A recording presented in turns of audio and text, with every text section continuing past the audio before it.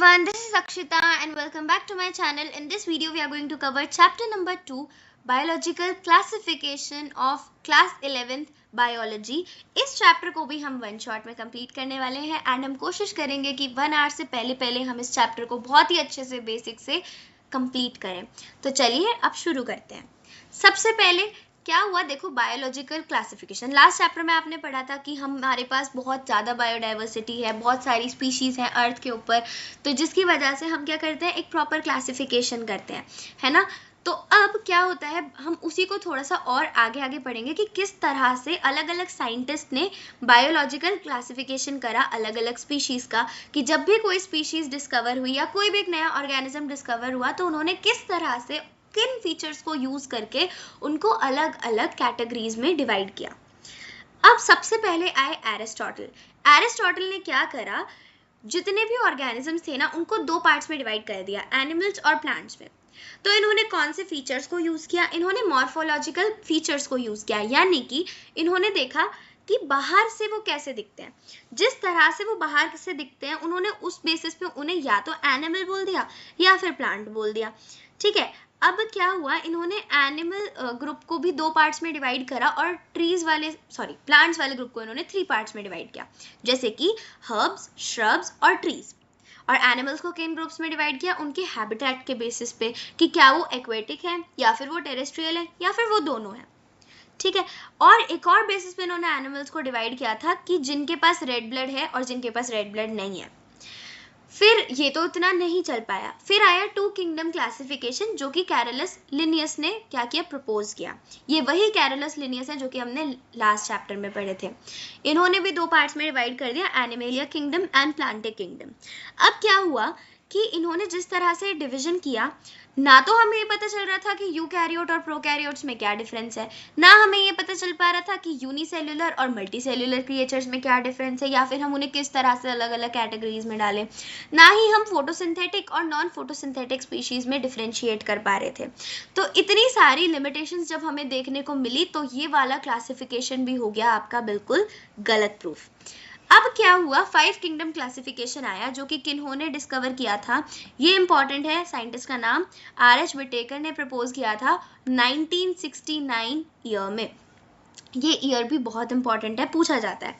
5 kingdom कौन कौन से थे, animalia, Plantae, fungi, protista and Monera. अब इन्होंने क्या करा, इनका मेन एजेंडा ये था कि इन्होंने देखो, इन्होंने एनाटॉमिकली भी पढ़ा, इन्होंने मॉर्फोलॉजिकली भी पढ़ा, यानी कि बाहर के सारे फंक्शन, सारे फीचर्स को भी ध्यान में रखा, जो अंदर के फीचर्स हैं, अंदर के फंक्शंस हैं, उसको भी देखा, और इसके साथ साथ फाइलोजेनेटिकली रिलेशनशिप्स जो भी थे वो भी देखे. ठीक है. और क्या क्या पूछा जाता है, इन्होंने देखा सेल स्ट्रक्चर, इन्होंने देखा कि फीडिंग स्ट्रैटेजी मतलब मोड ऑफ न्यूट्रिशन क्या है इनका, एवोल्यूशनरी यानी कि वही फाइलोजेनेटिक रिलेशनशिप्स देखे, मोड ऑफ रिप्रोडक्शन देखा. इन सब चीजों को ध्यान में रखते हुए इन्होंने 5 किंगडम्स को बनाया. सबसे पहला किंगडम आता है आपका किंगडम मोनेरा. किंगडम मोनेरा में जो प्राइमरी कंपोनेंट है, यानी कि जो ज्यादातर या फिर मैक्सिमम जो आपको ऑर्गेनिजम्स देखने को मिलते हैं वो होते हैं बैक्टीरिया. अब ये जो बैक्टीरिया होते हैं ये क्या है, ये सभी के सब क्या है, प्रोकैरियोट्स. ये जो हमें बैक्टीरियाज होते हैं ना हर जगह देखने को मिलते हैं. आपकी एनसीईआरटी बुक में एक लाइन लिखी हुई है कि अगर आपने एक सैंड में आपने अपनी मुट्ठी भर के सैंड ले ली तो आपको नहीं पता कितने मिलियन ऑफ बैक्टीरियाज उसके अंदर होंगे. तो बैक्टीरियाज हर जगह देखने को मिलते हैं, बहुत ज़्यादा क्वांटिटी में देखने को मिलते हैं. तो उसके पीछे का रीज़न क्या होगा, रीज़न यही है कि ये ना इनके पास जो मोड ऑफ न्यूट्रिशन के तरीके हैं वो बहुत सारे हैं. ये अपना न्यूट्रिशन हर तरीके से ले सकते हैं. ये पैरासाइट्स भी बन सकते हैं, यानी कि दूसरे लिविंग ऑर्गेनिज्म की बॉडी में रहकर भी फीड कर सकते हैं अपने आप को. दूसरा, ये क्या हो सकते हैं, सैप्रोफिटिक भी हो सकते हैं, यानी कि डेड एंड डिकेइंग पर भी फीड कर सकते हैं. इसके साथ साथ ये फोटोसिंथेटिक भी हो सकते हैं, यानी कि अपना फूड खुद भी बना सकते हैं. कीमोसिंथेटिक भी हो सकते हैं कि अगर इनके पास नहीं, ये फोटोसिंथेसिस नहीं कर सकते तो ये केमिकल्स के थ्रू भी क्या कर सकते हैं, अपना फूड बना सकते हैं. तो इनके पास इतने सारे तरीके होते हैं फूड बनाने के, इसीलिए हमें हर जगह देखने को मिलते हैं. अब ये है हमारे कुछ अलग अलग तरह के bacteria on the basis of their shape. सबसे पहले आपका cocci, then bacilli, then spirilla and then vibrio. अब आता है आपका टाइप्स ऑफ बैक्टीरिया, जिसमें सबसे पहले है आर्के बैक्टीरिया। आर्के बैक्टीरिया होते हैं प्रिमिटिव टाइप ऑफ बैक्टीरिया, यानी कि जो पुरानी तरह के बहुत ही रेजिस्टेंट बैक्टीरियाज होते हैं, और ये आपको कहाँ मिलते हैं, बहुत ही ज़्यादा हार्श प्लेसेस पर, मतलब जहाँ पर सर्वाइव करना बहुत डिफिकल्ट होता है। जैसे कि जो मार्शी प्लेसेस में आपको बैक्टीरियाज मिलते हैं उनको हम बोलते हैं मीथेनोजेंस, ठीक है। और जो आपको कहाँ पर मिलते हैं, बहुत ही ज़्यादा हाई सॉल्ट कॉन्सेंट्रेशन जहाँ पर होती हैं, उन बैक्टीरियाज को हम बोलते हैं हेलोफाइल्स। और जो आपको हॉट स्प्रिंग्स में मिलते हैं उन्हें हम बोलते हैं थर्मोएसिडोफाइल्स। अगर हम और मोनेरन से कंपेयर करें, मतलब कि जो और बैक्टीरियाज हैं उनसे अगर हम आर्के बैक्टीरिया को कंपेयर करें, तो इनका जो सेल वॉल स्ट्रक्चर होता है वो काफ़ी डिफरेंट होता है। ऑब्वियसली काफ़ी स्टिफ होगा, तभी तो इतनी ज़्यादा हार्श कंडीशंस में भी सर्वाइव कर जाता है। अगर मैं बात करूँ मीथेनोजेंस की, तो मीथेनोजेंस हमें कहाँ पर मिलते हैं, गट में मिलते हैं। किसके गट में, रुमिनेंट एनिमल्स की गट में, जैसे कि आपकी काउज और बफेलोज। इसी वजह से बोलते हैं कि जो काउ डंग होता है उससे हम क्या बना सकते हैं, बायोगैस। बायोगैस हम इसीलिए बना सकते हैं क्योंकि उसके अंदर क्या होते हैं, मीथेनोजेंस होते हैं। अब आता है हमारा दूसरी तरह का बैक्टीरिया जो है यू बैक्टीरिया। यू बैक्टीरिया को हम क्या बोलते हैं, ट्रू बैक्टीरिया, ठीक है। इनके पास एक स्टिफ सेल वॉल होती है और इनके पास एक मूवेबल फ्लैजेलम भी होता है, यानी कि एक फ्लैजेला होता है जो कि इनकी हेल्प करता है टू मूव। अब सबसे पहले इसमें आते हैं आपके ब्लू ग्रीन एल्गे, या फिर आप बोल सकते हो साइनोबैक्टीरिया। अब ये जो साइनोबैक्टीरिया होते हैं इनके पास होता है क्लोरोफिल ए, जो कि रिजेंबल करता है हायर प्लांट से।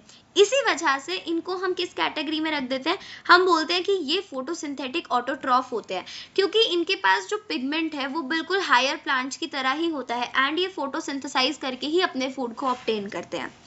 साइनोबैक्टीरिया कैसे होते हैं, इनका स्ट्रक्चर कैसा होता है, ये फिलामेंटस होते हैं, ये यूनिसेल्युलर होते हैं और ये कॉलोनीज में ग्रो करते हैं, एंड इनके ऊपर होती है एक जिलेटिनस शेथ।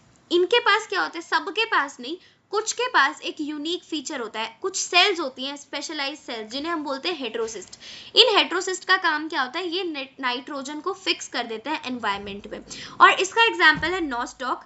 जैसे कि अगर हम बात करें नॉस्टॉक की, तो यहाँ पर देखो ये डायग्राम है आपका एनसीईआरटी का ही, ये है आपकी एक म्यूसिलेजेनियस शीट या फिर आप जिलेटिनस शीट बोल सकते हो, और ये है आपकी हेट्रोसिस्ट, ठीक है। ये क्या करती है, नाइट्रोजनस, जितनी भी आपकी नाइट्रोजनस एलिमेंट्स हैं इन्वायरमेंट में उसको फिक्स कर देती है।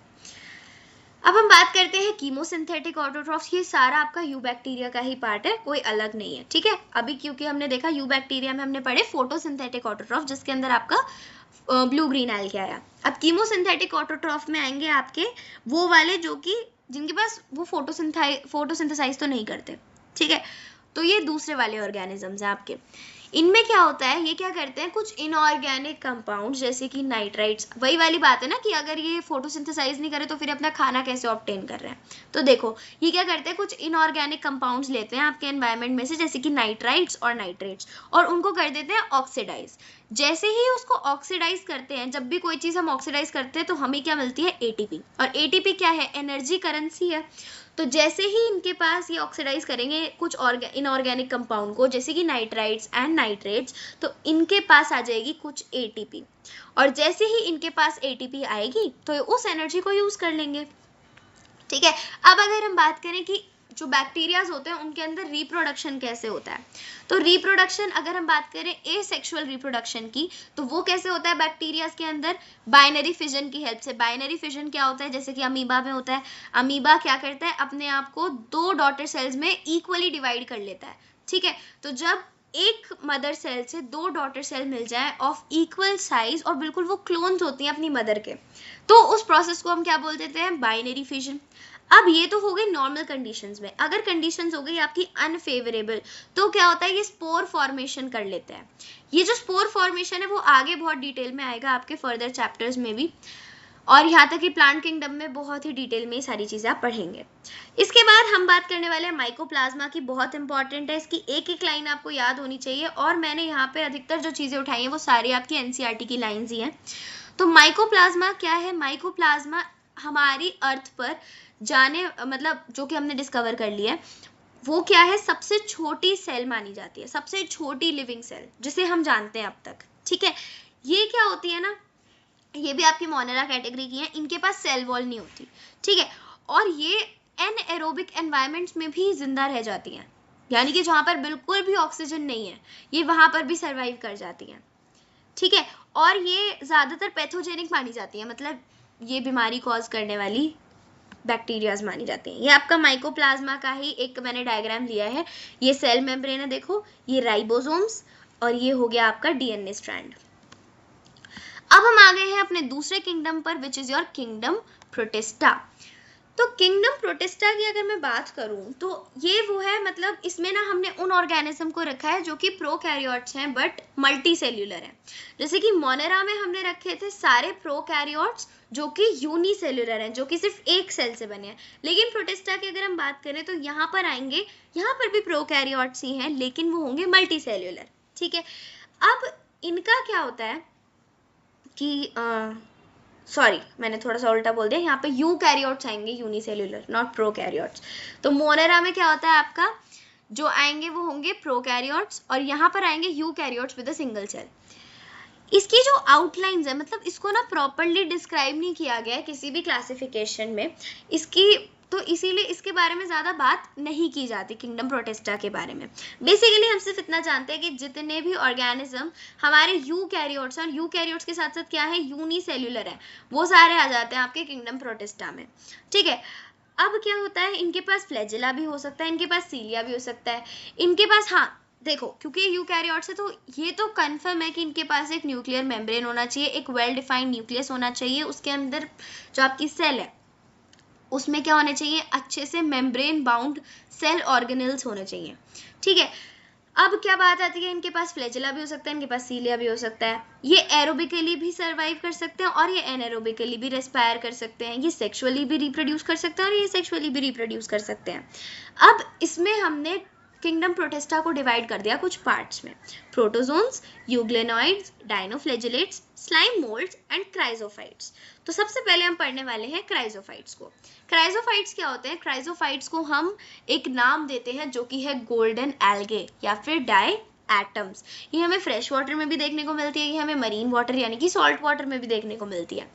ज्यादातर ये आपकी लाइन पूछी जा सकती है एमसीक्यूज में कि क्राइजोफाइट्स ज्यादातर कैसे होते हैं, तो ये ज्यादातर आपके फोटोसिंथेटिक ही होते हैं। अब इनकी जो सेल वॉल होती है ना वो अनब्रेकेबल होती है, और अनब्रेकेबल क्यों होती है, क्योंकि इनकी सेल वॉल में क्या होता है, सिलिकॉन होता है या फिर आप बोल सकते हो सिलिका होता है। अब क्योंकि इनकी जो सेल वॉल है वो अनब्रेकेबल है, उसे कोई तोड़ नहीं सकता, तो इस वजह से क्या होता है कि इसका एक्यूमुलेशन होने लग जाता है, और जब बहुत ज़्यादा एक्यूमुलेशन होने लग जाता है तो डेवलपमेंट हो जाता है किसका, डायएटोमेशियस अर्थ का डेवलपमेंट हो जाता है। ये क्या है, ये आपके प्राइमरी ओशनिक प्रोड्यूसर्स भी माने जाते हैं। Most of them are flagellates with a single cell. अब अधिकतर क्या होते हैं, इनके पास फ्लैजेला होता है एक सिंगल सेल के साथ, और ये किसकी तरह लगते हैं, अमीबॉइड्स की तरह लगते हैं। ठीक है, तो इसमें इतना ही था। अब आते हैं हम डायनोफ्लैजेलेट्स पर। यहाँ से क्वेश्चन पूछे जाते हैं, इंपॉर्टेंट पार्ट है। तो डायनोफ्लैजेलेट्स क्या होते हैं, मरीन होते हैं और मोस्टली फोटोसिंथेटिक होते हैं। ठीक है, ये आपको येलो कलर के भी दिख सकते हैं, ग्रीन कलर के भी दिख सकते हैं, ब्राउन के भी, ब्लू के भी, रेड के भी। किस पर डिपेंड करते हैं कि इसके अंदर मेन पिगमेंट कौन सा प्रेजेंट है। जो सेल वॉल होती है, देखो वहां पर क्या था आपका, क्राइजोफाइट्स में प्रेजेंट था सिलिका, जिसकी वजह से अनब्रेकेबल बन गए थे। डायनोफ्लैजेलेट्स की जो सेल वॉल है उनके अंदर क्या है, स्टिफ सेल्यूलोजिक प्लेट्स हैं आउटर सरफेस पर। अब डायनोफ्लैजेलेट्स, देखो नाम से समझो, यहाँ से आप डायनो से समझ सकते हो कि कुछ दो है, और दो क्या है, फ्लैजेलेट्स। तो यानी कि यहाँ पे देखो क्या छुपा हुआ है, फ्लैजेला। तो डायनो फ्लैजेला यानी कि यहाँ पर क्या मिलेंगे आपको, दो फ्लैजेला मिलेंगे। ठीक है, एक आपका लॉन्गिट्यूडिनली लाई करेगा और दूसरा ट्रांसवर्सली लाई करेगा।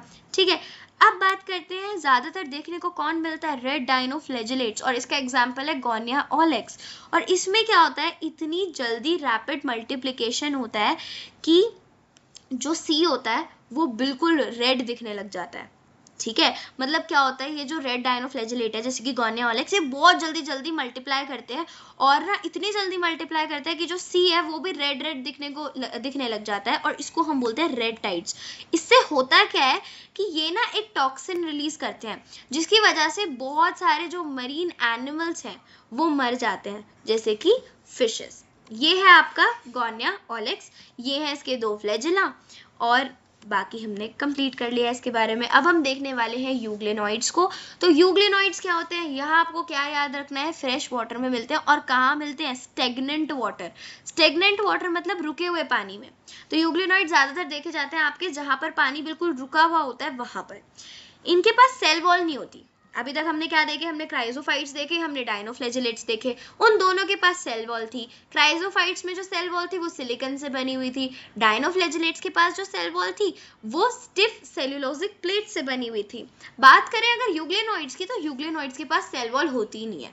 इनके पास होती है एक प्रोटीन रिच लेयर जिसे हम बोलते हैं पेलिकल। अब क्या होती है, क्योंकि ये प्रोटीन रिच लेयर होती है तो ना ये इसको फ्लेक्सिबल बना देती है, ठीक है। तो यूग्लेनॉइड्स के पास सबसे पहली बात आपको क्या याद रखनी है, स्टेगनेंट वाटर में मिलते हैं और फ्रेश वाटर में मिलते हैं। दूसरी चीज, इनके पास सेल वॉल नहीं होती। इनके पास क्या होती है, एक प्रोटीन रिच लेयर होती है जिसे हम बोलते हैं पेलिकल।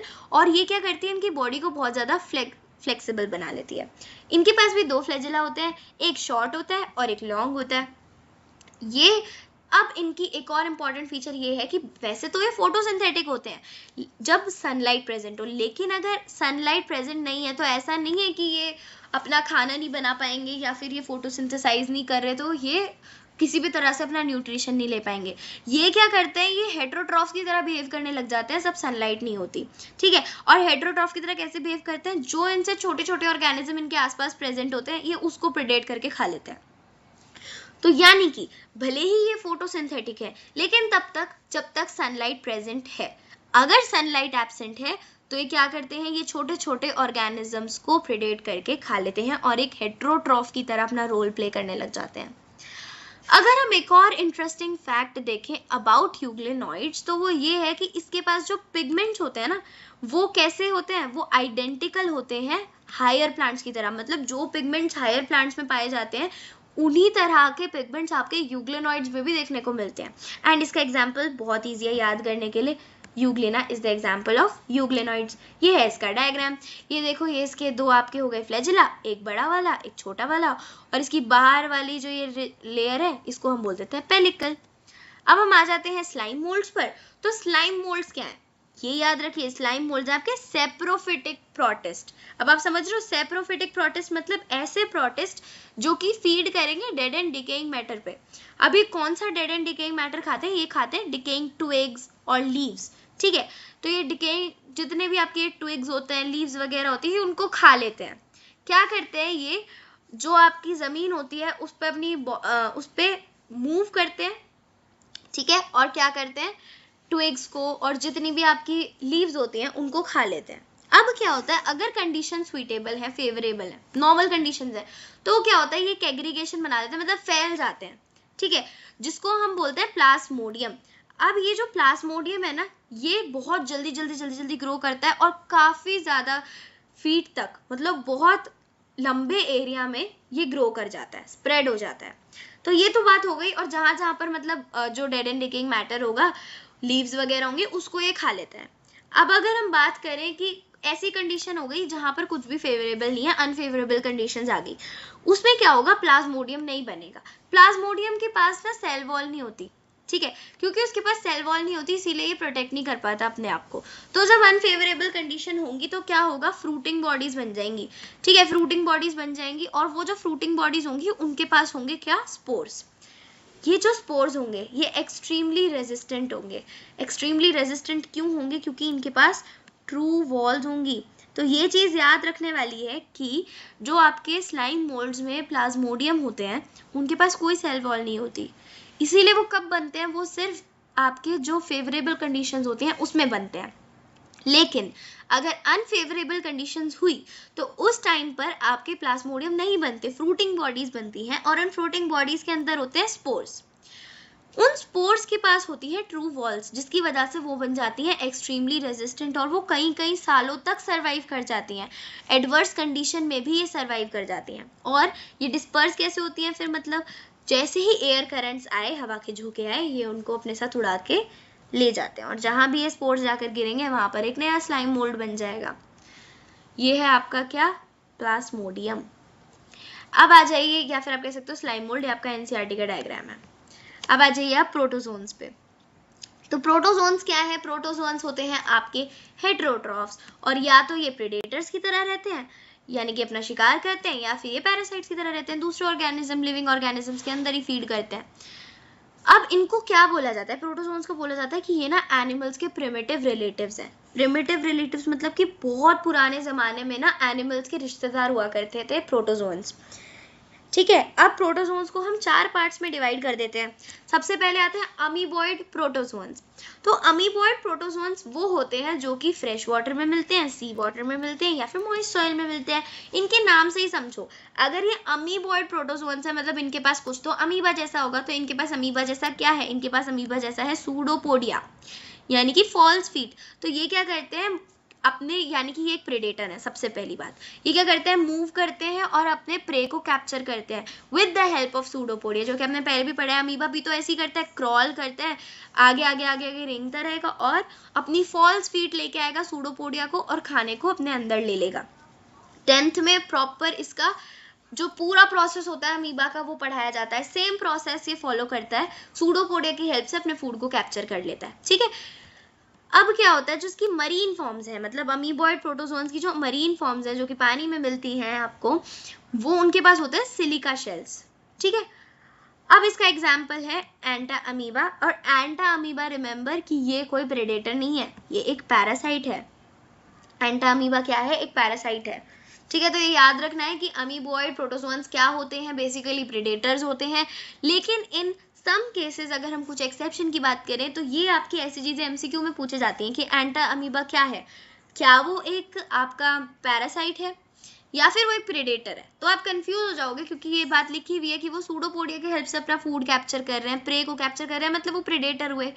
तो ये याद रखना कि they are not predators, they are parasites. अब हम आ जाते हैं फ्लैजेलेटेड प्रोटोजोन्स पे। तो फ्लैजेलेटेड प्रोटोजोन्स कैसे होते हैं, या तो फ्री लिविंग होंगे या फिर पैरासिटिक होंगे। अब आप खुद सोचो, अगर ये फ्लैजेलेटेड है यानी कि ये खुद मूव कर सकते हैं, इनके पास फ्लैजिला होगा, नाम से कनेक्ट करो। ठीक है, जो इसकी पैरासिटिक फॉर्म्स है, ठीक है, जो इनकी पैरासिटिक फॉर्म्स है वो कॉज करती हैं डिजीजेस। ठीक है, और वो कौन सी डिजीज है, स्लीपिंग सिकनेस। तो स्लीपिंग सिकनेस डिजीज कॉज करती है इनकी पैरासिटिक फॉर्म। तो याद रखना फ्लैजेलेटेड प्रोटोजोन्स 2 तरह के होते हैं, या तो ये फ्री लिविंग हो सकते हैं या ये पैरासिटिक हो सकते हैं।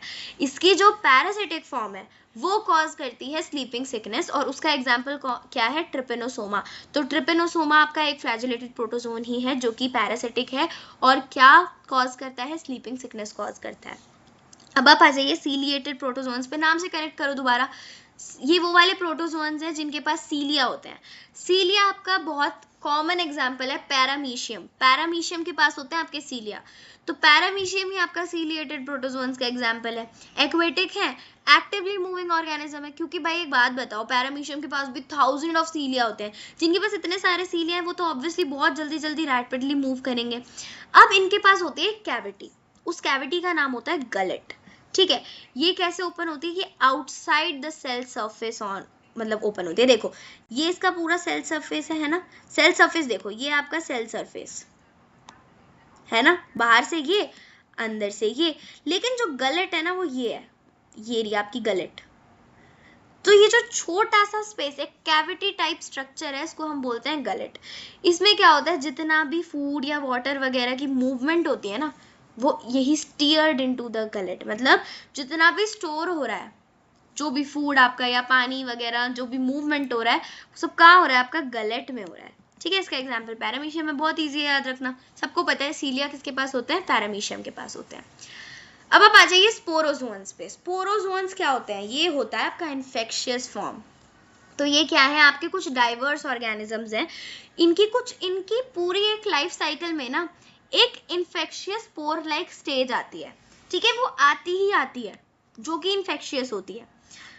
अब जो मोस्ट नोटोरियस है, ठीक है, यानी कि जो सबसे ज्यादा जाना माना है आपका, वो है प्लाज्मोडियम, जिसे हम बोलते हैं मलेरियल पैरासाइट। ये कॉज करता है मलेरिया। ठीक है, और आपको पता ही है कि मलेरिया ने कितना ज्यादा ह्यूमन पॉपुलेशन को इफेक्ट किया है।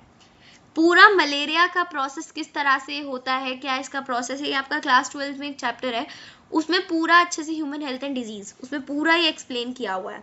तो आपको पूरा वहां पर पता चलेगा किस तरह से जो प्लाज्मोडियम है वो क्या कैसे जाता है एक ह्यूमन के अंदर, कैसे एक, और आपको ये भी पता चलेगा कि एक प्लाज्मोडियम ही है जो कि अपनी लाइफ साइकिल 2 ऑर्गेनिजम्स की हेल्प से ही कंप्लीट कर पाता है। एक तो मॉस्किटो, और मॉस्किटो भी कौन सी, एनाफिलिस मॉस्किटो, और दूसरा आपका ह्यूमन।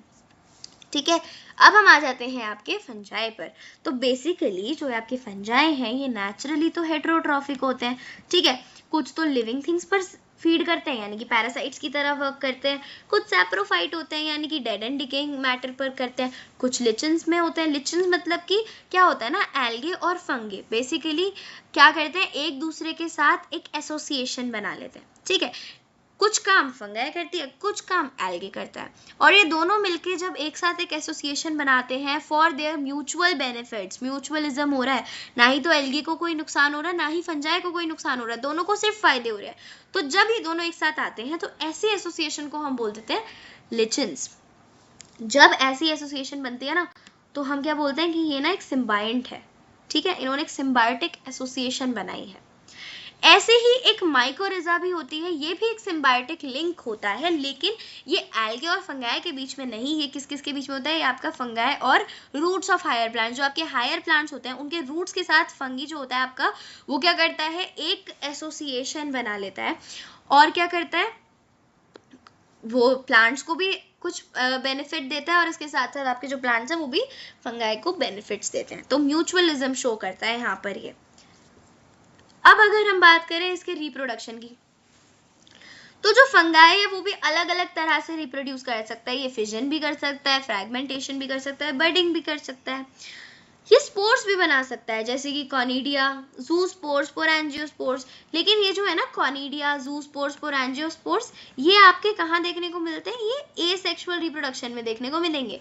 अगर हम बात करें सेक्सुअल रिप्रोडक्शन के जो स्पोर्स हैं वो है आपके oospores, एस्कोस्पोर्स एंड बेसिडियोस्पोर्स। ठीक है जी, अब आप आ जाइए स्टेप्स ऑफ सेक्सुअल साइकिल। तो ये कुछ 3 स्टेप्स हैं जो कि इनके जो सेक्सुअल साइकिल होती है उसमें इन्हें फॉलो करना ही पड़ता है। ठीक है, पहला है आपके एनसीईआरटी में बिल्कुल सेम यही चीजें लिखी हुई है, मैं बिल्कुल वही का पैराग्राफ उठा के लाई हूँ ताकि आपको एक एक लाइन अच्छे से समझ आए।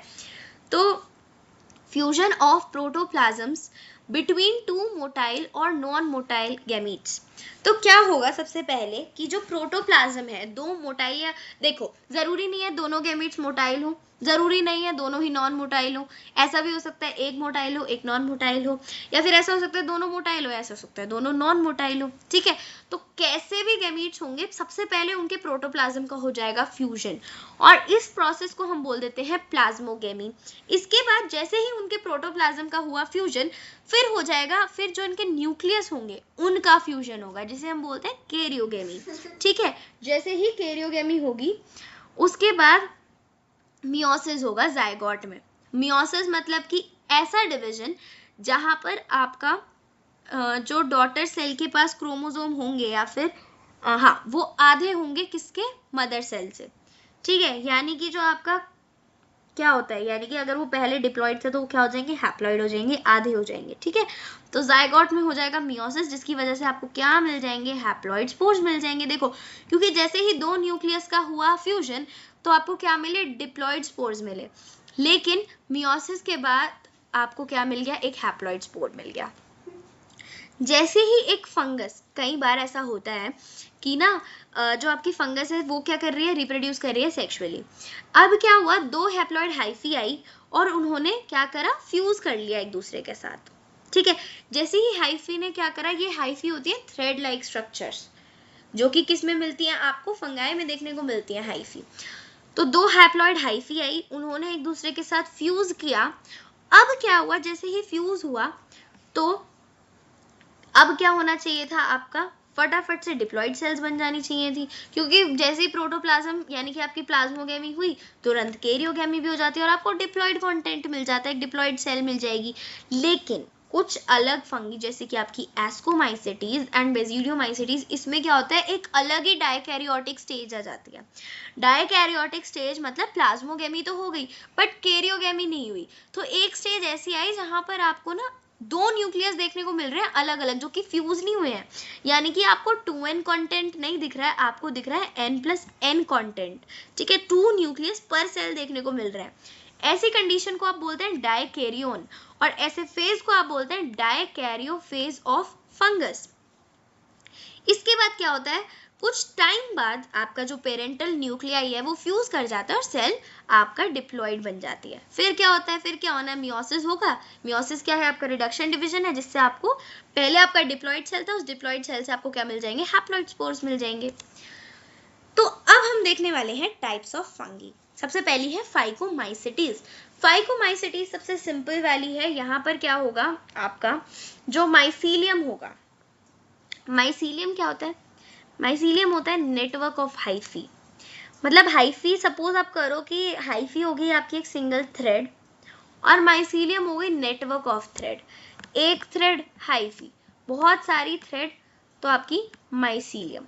ठीक है, अब माइसीलियम जो होती है आपकी वो एसेप्टेट होती है यहाँ पर और सीनोसिटिक होती है। एसेप्टेट मतलब कि ये जो होगी ना, जैसे अगर ये एक आपकी माइसीलियम है तो ये एसेप्टेड होगी, मतलब जो न्यूक्लियस है ना वो ऐसे कहीं पे भी होंगे, सेपरेटेड नहीं होंगे सेल वॉल से।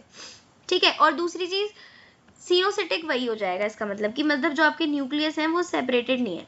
अगर मैं बोलूँ सेप्टेट, तो सेप्टेट मतलब होता है ऐसे कि ये आपके न्यूक्लियस यहाँ बीच में प्रेजेंट है और ये सेपरेटेड है with the help of cell walls. ये सेल मेम्ब्रेन, ये देखो ये है ना, इनसे क्या है, ये सेपरेटेड है कि आपका न्यूक्लियस हो गया, ये एक यहाँ न्यूक्लियस हो गया। अब आता है, अगर हम बात करें फाइकोमाइसिटीज में एसेक्सुअल रिप्रोडक्शन की, कि किस तरह से यहाँ पर एसेक्सुअल रिप्रोडक्शन होता है, तो वो होता है with the help of zoospores. ठीक है, जूस्पोर्स कैसे होते हैं, मोटाइल। अगर मोटाइल स्पोर्स है तो जूस्पोर्स करवा देंगे सेक्सुअल रिप्रोडक्शन, और अगर नॉन मोटाइल है तो एपेलेनोस्पोर्स होंगे जो कि करवाएंगे रिप्रोडक्शन। अब ये जो स्पोर्स हैं ये होते हैं एंडोजीनियसली प्रोड्यूस। एंडोजीनियसली मतलब बॉडी के अंदर प्रोड्यूस होंगे, ना कि बॉडी के बाहर।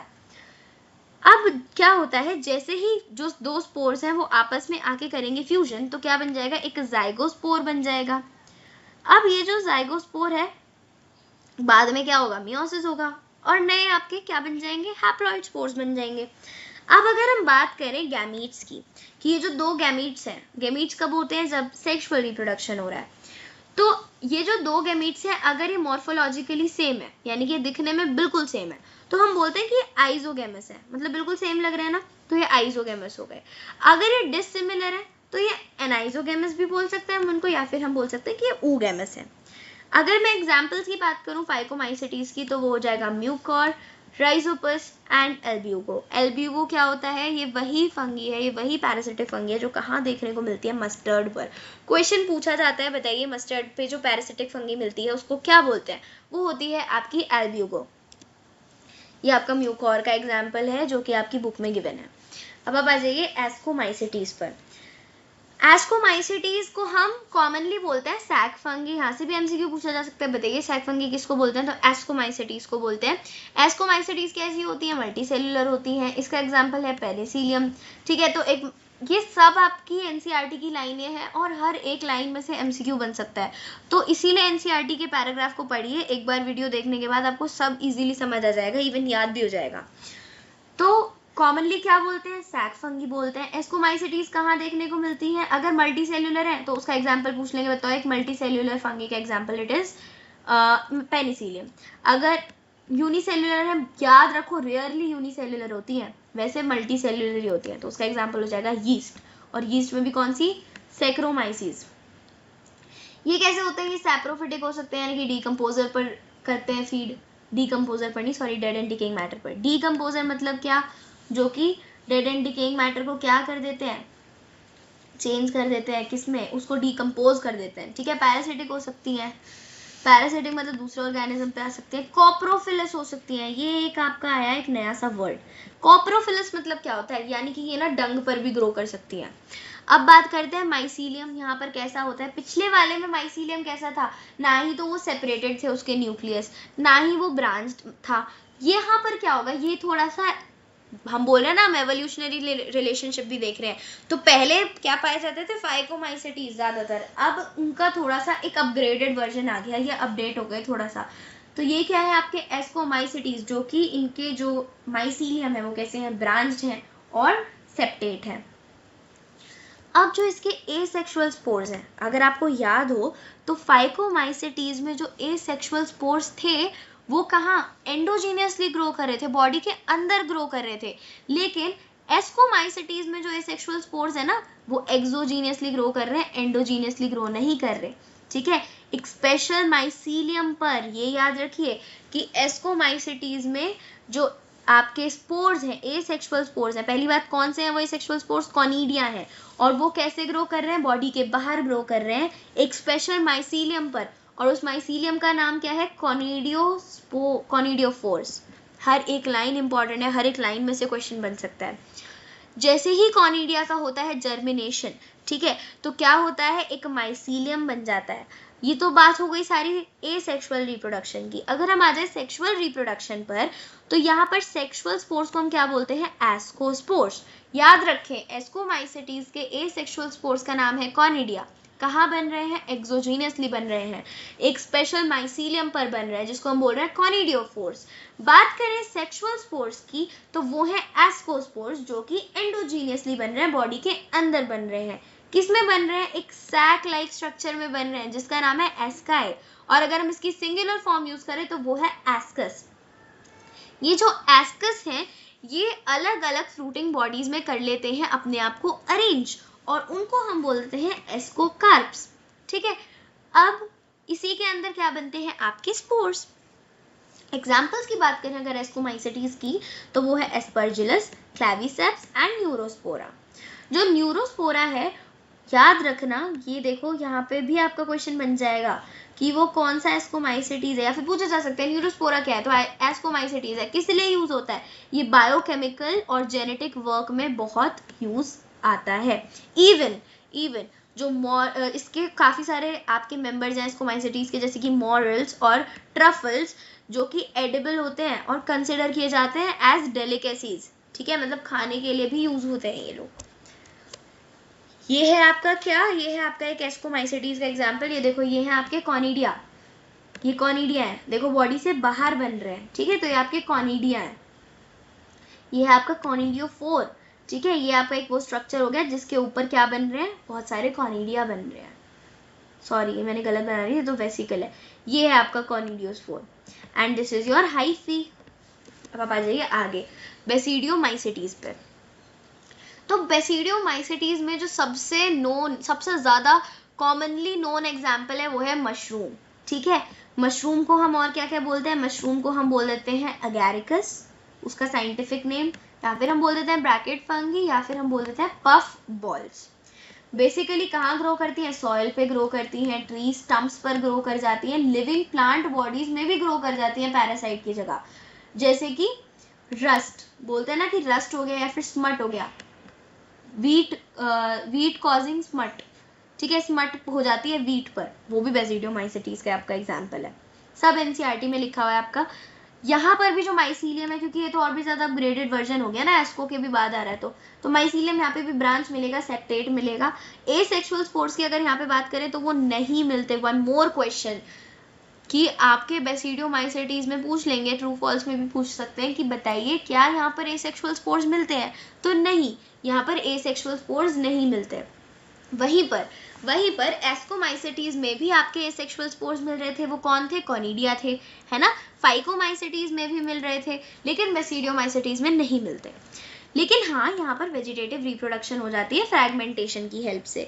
अगर बात करें हम सेक्स ऑर्गन्स की, तो भाई यहाँ पर कोई सेक्स ऑर्गन्स नहीं होते, लेकिन यहाँ पर प्लाज्मोगेमी हो जाती है। भले ही सेक्स ऑर्गन्स नहीं है, लेकिन प्लाज्मोगेमी क्या था, जब फ्यूजन हो जाता है किसका, प्रोटोप्लाज्म का। तो जब सेक्स ऑर्गन नहीं है तो गैमीट्स नहीं है, तो फिर यहाँ पर कैसे फ्यूजन हो रहा है। यहाँ पर एक इंटरेस्टिंग फैक्ट है कि आपके दो वेजिटेटिव या फिर दो सोमेटिक सेल, यानी कि यहाँ पर सेक्सुअल सेल्स नहीं आएंगी। यहाँ पर जो हमारी नॉर्मल सेल्स होती हैं, जिन्हें हम सोमेटिक सेल्स बोलते हैं, वही क्या करती हैं, वही एक दूसरे के साथ मिलकर कर लेती हैं प्लाज्मोगेमी।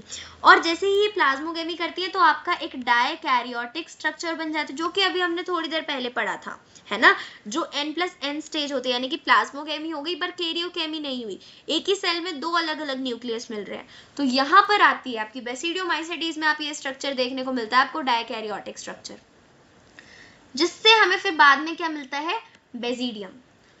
अब इसी बेसिडियम के अंदर होती है कैरियोगेमी, यानी कि पहले तो फटाफट से वो न्यूक्लियस आपस में फ्यूज कर जाएंगे, फिर मियोसिस हो जाएगा, क्योंकि जैसे न्यूक्लियस ने करा क्या फ्यूज, तो हमें मिल गया एक 2n न्यूक्लियस। जैसे ही हमें एक 2n न्यूक्लियस मिला, वो अपने अंदर करेगा मियोसिस और हमें दे देगा एक हैप्लॉइड कंटेंट का स्पोर, जिसकी आपकी प्लॉइडी क्या होगी n।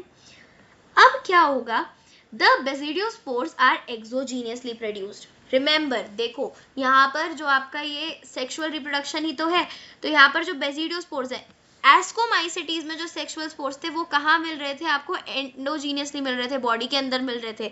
लेकिन बेसिडियोमाइसिटीज में जो स्पोर्स हैं वो आपको एक्सोजीनियसली मिल रहे हैं, बॉडी के बाहर मिल रहे हैं। अब अगर हम बात करें बेसिडिया कैसे अरेंज होते हैं, बेसिडिया भी वहां पर देखो जो आपके क्या थे, जो हमारे एस्काई थे, एस्कस थे, वो भी क्या कर रहे थे, अपने आप को अरेंज कर रहे थे फ्रूटिंग बॉडीज में, और उनको हमने बोला था एस्कोकार्प्स। इसी तरह से जो हमारे बेसिडिया है या बेसिडियम है, देखो बेसिडिया कुछ नहीं है, बेसिडियम को अगर हम प्लूरल फॉर्म में चेंज कर दें तो वो बेसिडिया होता है। ये भी अपने आप को अरेंज कर लेते हैं कुछ फ्रूटिंग बॉडीज में, जिसे हम बोल देते हैं बेसिडियोकार्प्स। अगर इसके कुछ कॉमन मेंबर्स की हम बात करें तो जैसे कि Agaricus which is your mushroom, Ustilago ये वही स्मट है जिसकी मैं बात कर रही थी, और पक्सीनिया जो है वो एक रस्ट फंगस है। ये आपका अगैरिकस का एग्जाम्पल है विच इज योर मशरूम।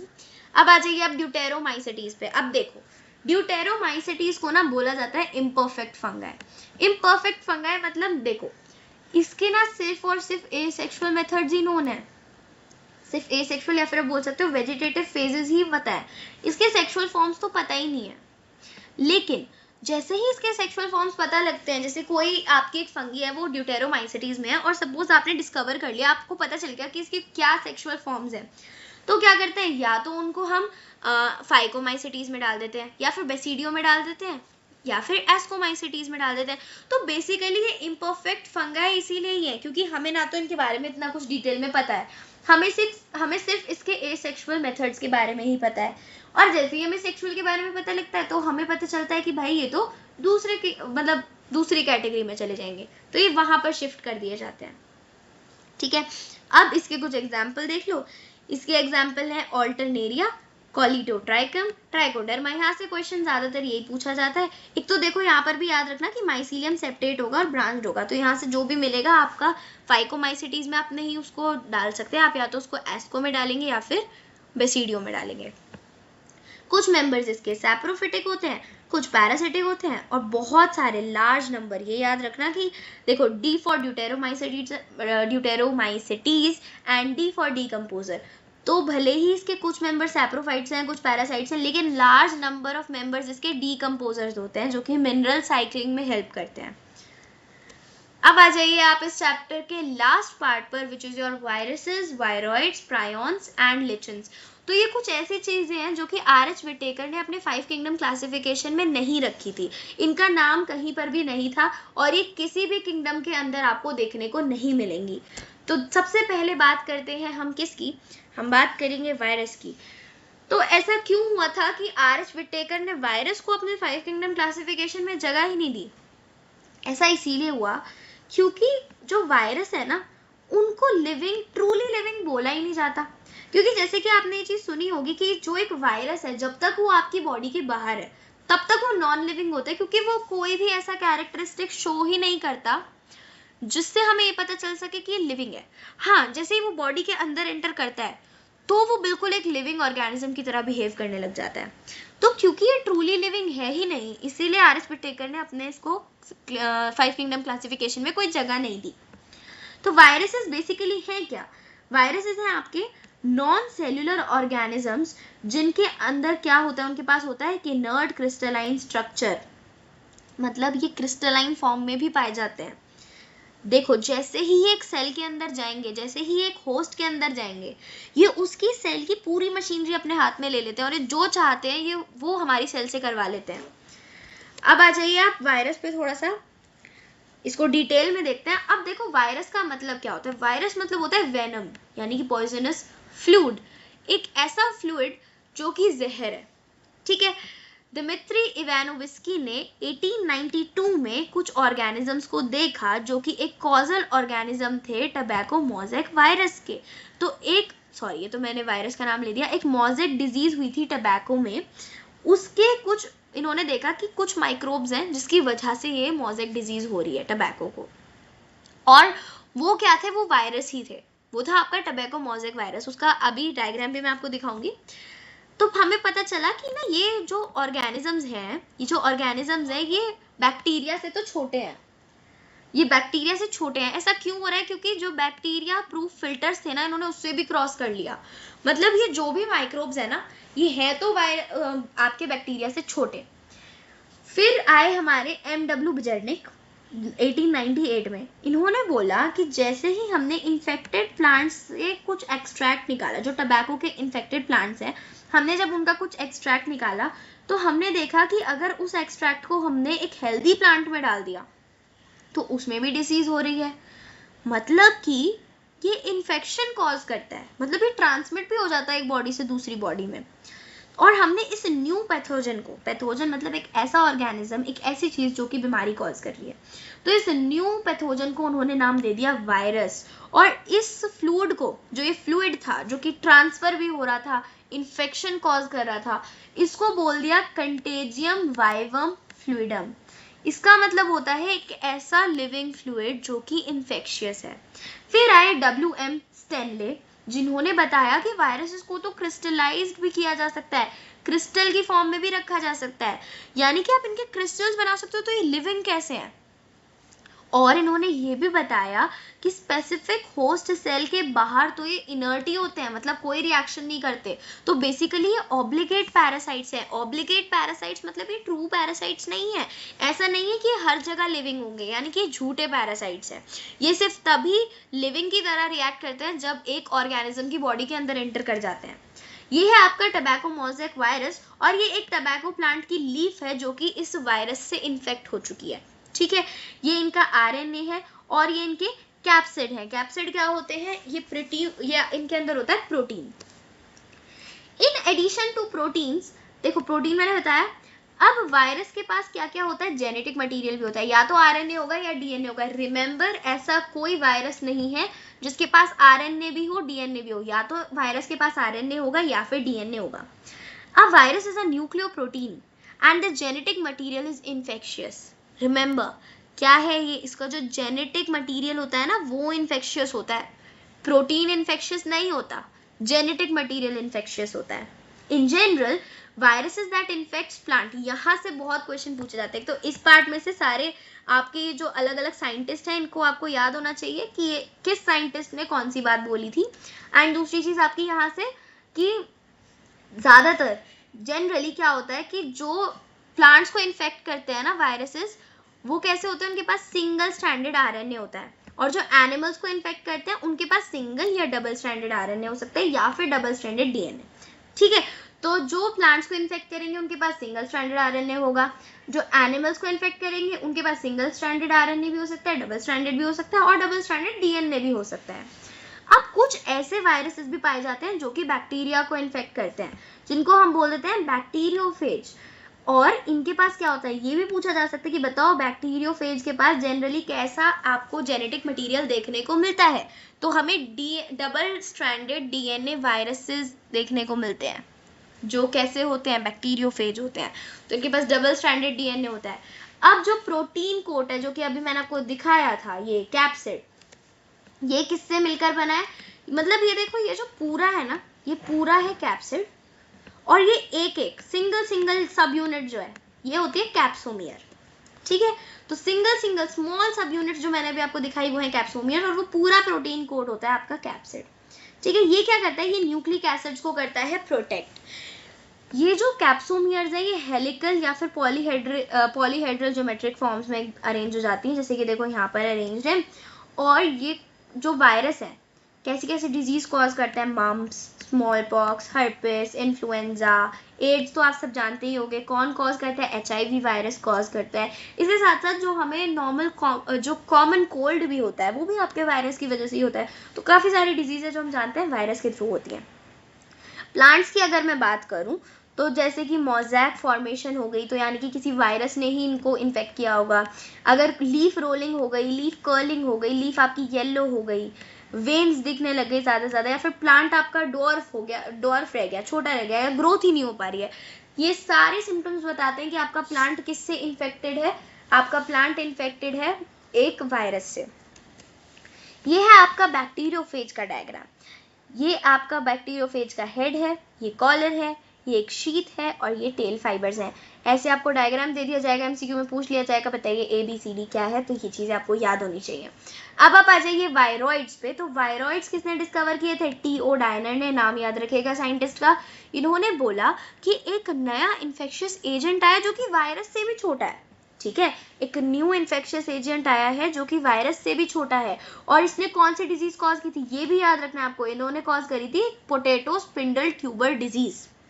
अब इसके पास क्या होता है? इसके पास एक फ्री RNA होता है और इनके पास कोई प्रोटीन कोट नहीं होता। ठीक है, तो इसीलिए वायरस से डिफरेंट है, क्योंकि इनके पास प्रोटीन कोट नहीं होता। अब इसीलिए इनको हमने नाम दिया वायरॉइड्स, बिकॉज ये वायरस से काफ़ी ज़्यादा सिमिलर है बट वायरस नहीं है। इनका RNA भी जो होता है उसका वेट भी वायरॉइड्स का RNA होता है उसका वेट भी लो मॉलिक्यूलर वेट होता है। किससे? वायरस से। ये नॉर्मल पोटैटो है और ये जिसको ये वाली स्पिंडल डिजीज हो गई है, ये वो वाले है। किसने कॉज करी? वायरॉइड्स ने कॉज करी। क्यों ये वायरस से डिफरेंट थे? क्योंकि पहली बात तो इनके पास फ्री RNA था और कोई प्रोटीन कोट नहीं था, और जो RNA भी था ना उसका मॉलिक्यूलर वेट किससे कम था? वायरस से कम था। प्रायोन्स क्या होते हैं? प्रायोन्स भी एक मॉडर्न मेडिसिन है, मतलब एक इन्फेक्शियस न्यूरोलॉजिकल डिजीज देखी गई थी। कौन सी? मैड काउ डिजीज, जिसका जो साइंटिफिक नेम है वो क्या है? Bovine spongiform encephalopathy. और इसी की तरह एक और डिजीज देखी गई थी CJD, जो कि थी सर जैकोब डिजीज। ये ह्यूमंस में देखी गई थी और ये भी किसकी तरह थी? वायरस की ही तरह थी। इसका साइज बिल्कुल वायरस के जितना था। याद रखना कि जो वायरॉइड्स हैं उनका साइज वायरस से छोटा था बट प्रायोन्स का साइज बिल्कुल सिमिलर था। काफी सारी न्यूरोलॉजिकल डिजीज देखी गई और काफी सारी इसी के खिलाफ फिर मॉडर्न मेडिसिन भी बनाई गई। लास्ट में आता है लिचन। लिचन अभी पहले भी बताया था, ये होती है सिम्बायोटिक एसोसिएशन जो कि म्यूचुअली यूजफुल होती हैं। किस किस के बीच में होती है? एल्गी और फंगी के बीच में। यहाँ पर दोनों में से किसी को कोई नुकसान नहीं होता, ये अपने म्यूचुअल बेनिफिट्स के लिए साथ में आते हैं। जो एल्गल कॉम्पोनेंट होता है उसको हम बोलते हैं फाइकोबियॉन्ट और जो फंगल कॉम्पोनेंट होता है उसको हम बोलते हैं माइकोबियॉन्ट। बेसिकली ये ऑटोट्रॉफिक होते हैं, अपना फूड खुद बनाते हैं फोटोसिंथेटिक की हेल्प से, और ये हेट्रोट्रॉफिक भी हो सकते हैं on the basis of there requirements. मतलब अगर फेवरेबल कंडीशंस हैं तो ऑटोट्रॉफिक, नहीं है तो हेट्रोट्रॉफिक। अब जो एल्गी होती है, अब हम देखेंगे कि इन दोनों के पर्टिकुलर काम होते क्या हैं। तो एल्गी का काम होता है फंगी के लिए फूड बनाना और फंगी का काम होता है शेल्टर प्रोवाइड करना एल्गे को और अलग अलग मिनरल न्यूट्रिएंट्स को और पानी को एब्जॉर्ब करना अपने पार्टनर के लिए। तो हमने अभी देखा कि इनका इतना म्यूचुअलिज्म यहाँ पर हम देख सकते हैं कि दोनों को म्यूचुअल बेनिफिट्स हो रहे हैं, किसी को भी कोई नुकसान नहीं हो रहा। तो यहाँ आप इसको पैरासाइट से बिल्कुल भी कनेक्ट नहीं करना, क्योंकि पैरासाइट में एक को नुकसान होता है एक को फायदा होता है, यहाँ पर दोनों को ही फायदा हो रहा है। सो this is an example of mutualism not parasitism. ये एक दूसरे से इतनी क्लोज एसोसिएशन में होते हैं कि अगर हम बोलते हैं कि अगर कोई हमने लिचन देख लिया नेचर में तो हम इमेजिन ही नहीं कर सकते कि ये दो डिफरेंट ऑर्गेनिज्म अपने साथ लेके घूम रहा है। लिचन एक सिंगल ऑर्गेनिज्म ही लगता है देखने में। So this is an amazing factor of our environment कि अगर आपको कहीं भी लिचन देखा आप इमेजिन ही नहीं कर सकते कि इसके अंदर दो ऑर्गेनिजम्स हैं। तो लिचन्स इसके साथ साथ बहुत ही अच्छे पॉल्यूशन इंडिकेटर्स भी होते हैं। ऐसा कैसे? मतलब हम कैसे कह सकते हैं कि लिचन्स बहुत अच्छे पॉल्यूशन इंडिकेटर्स हैं? क्योंकि ये ना पॉल्यूटेड एरियाज में ग्रो ही नहीं करते। अगर कहीं पर कोई एरिया पॉल्यूटेड है तो लिचन वहां पर ग्रो ही नहीं करेगा। तो आप इस चीज से पता लगा सकते हैं कि if that area is polluted और नॉट। तो इसी के साथ खत्म होता है हमारा ये वाला भी चैप्टर। सो आई होप आपको पसंद आया हो। ये नोट्स चाहिए हो तो मेरे टेलीग्राम चैनल को फॉलो करें। मैं आपका लिंक डिस्क्रिप्शन में डाल दूंगी टेलीग्राम चैनल का, उसको आप ज्वाइन करें। और that's all from my side. Thanks for watching.